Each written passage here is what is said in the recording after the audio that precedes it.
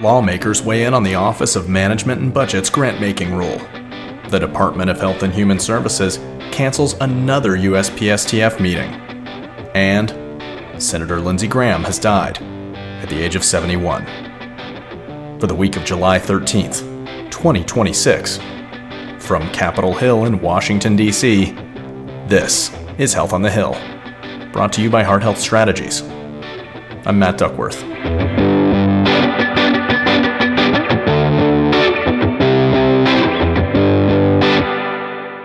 Mr. President? Senator from South Carolina is recognized. I'd ask unanimous consent to terminate the quorum call. Without objection. And I'd like to have a few minutes to talk about the health care. Without objection. Thank you. Thank you very much. That was the voice of Senator Lindsey Graham, Republican from South Carolina, who passed away unexpectedly on Saturday after a brief and sudden illness, according to a statement from his office. Senator Graham had served in the Senate since 2002. He was the chairman of the Budget Committee and the Appropriations Subcommittee on State, Foreign Operations, and related programs. Given these leadership roles, his death will impact both Republican efforts to move Reconciliation 3.0, as well as the fiscal year 2027 appropriations process. Graham was also a senior member of the Judiciary and Environment and Public Works Committees. It's not yet clear how his passing will affect the Senate schedule this week. No funeral plans have been announced, and Majority Leader John Thune has not announced any changes to the Senate floor schedule. In related news, after weeks of speculation, Senator Mitch McConnell, a Republican from Kentucky, released a statement on Sunday explaining that he suffered a fall last month and is also recovering from a mild case of pneumonia. He expects to be out at least a little longer while he recovers.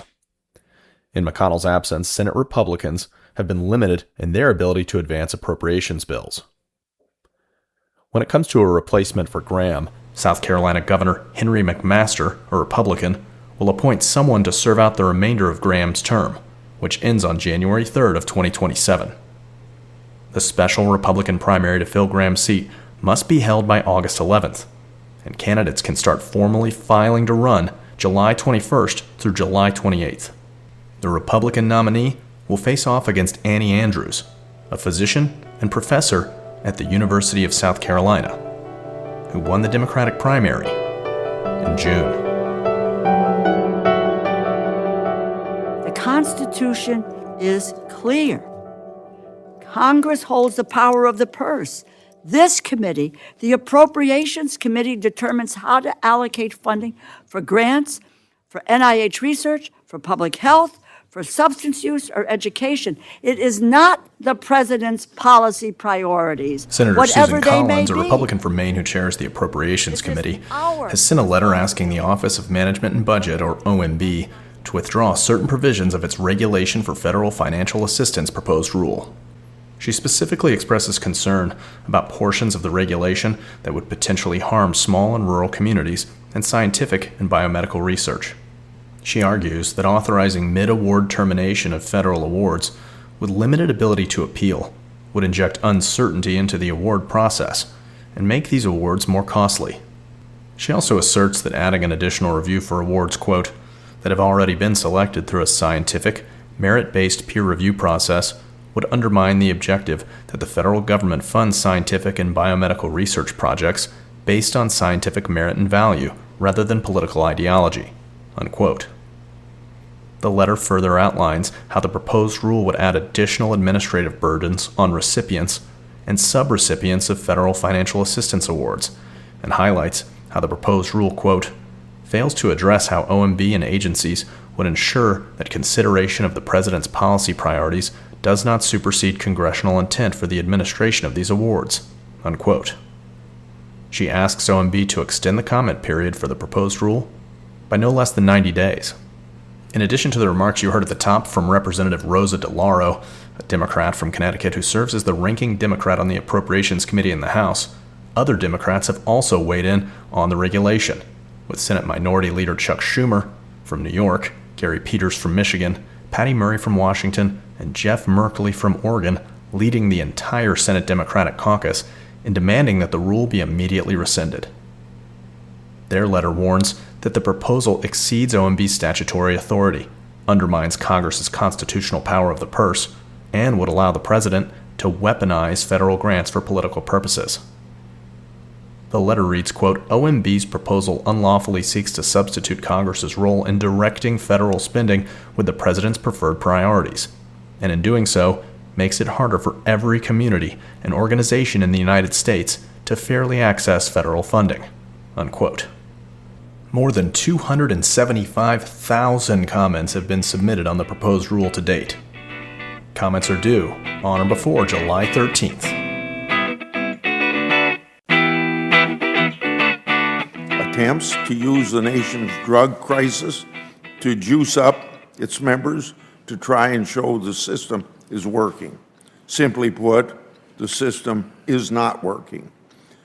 Winding down today, where Senator Chuck Grassley, a Republican from Iowa, is requesting that the Government Accountability Office, or GAO, investigate organ transplant wait times for pediatric patients.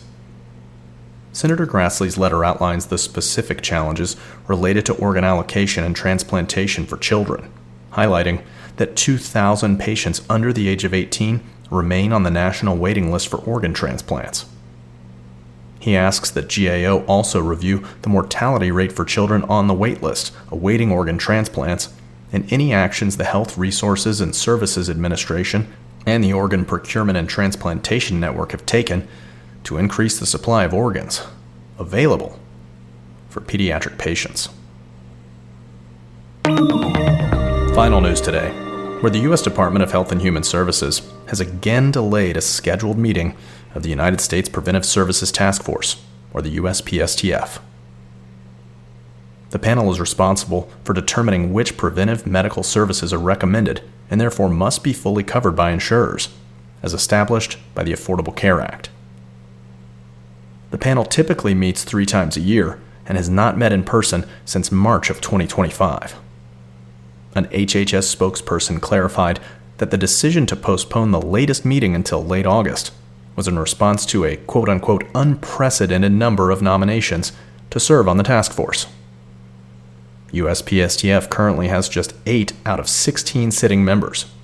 HHS has not appointed replacements for the 5 members who saw their terms expire at the beginning of this year. A solicitation for nominations to serve on USPSTF was issued in April, with a deadline for submissions of May 23rd.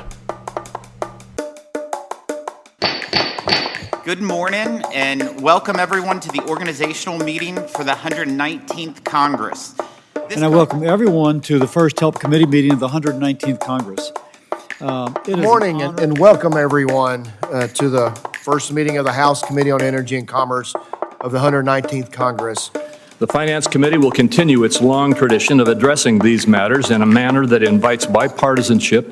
We end each week's episode with the Call to Order, where we lightning round congressional meetings and hearings in the near future that you need to know about. First, on Tuesday, July 14th at 10:15 a.m., the House Education and Workforce Committee holds the hearing, Training Activists, Not Physicians, the Impact of DEI on Medical Schools.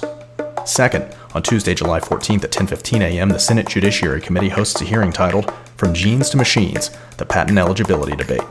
Third, on Wednesday, July 15th at 10 a.m., the Senate Health, Education, Labor, and Pensions, or HELP Committee, convenes a hearing to consider the nominations of Sean Kaufman to be Assistant Secretary for Preparedness and Response for the Department of Health and Human Services, and Erica Schwartz to be Director of the Centers for Disease Control and Prevention. Fourth, on Wednesday, July 15th at 10:15 a.m., the House Energy and Commerce Subcommittee on Health gavels in a hearing titled Maintaining America's Leadership in Biomedical Innovation, FDA's Role in Advancing U.S. Drug Development. Fifth, on Wednesday, July 15th at 2:30 p.m., the Senate Armed Services Subcommittee on Personnel hosts a hearing to receive testimony on the TRICARE Pharmacy Program. And last, on Wednesday, July 15th at 3:30 p.m., the Senate Aging Committee hosts the hearing Behind the Label, Foreign Ownership and Control in America's Drug Supply Chain.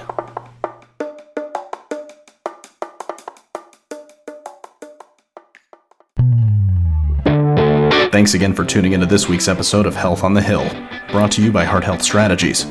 For more information on this week's healthcare happenings in the administration and on Capitol Hill, you can visit our website at hhs.com and click on the news section at the top of the page. You can subscribe anywhere you get your podcasts, including Apple Podcasts, Spotify, YouTube, and SoundCloud. Did we miss a story you wanted to hear this week? If so, email me at mduckworth@hhs.com, and we may include it in our next episode. Have a great week, and stay healthy.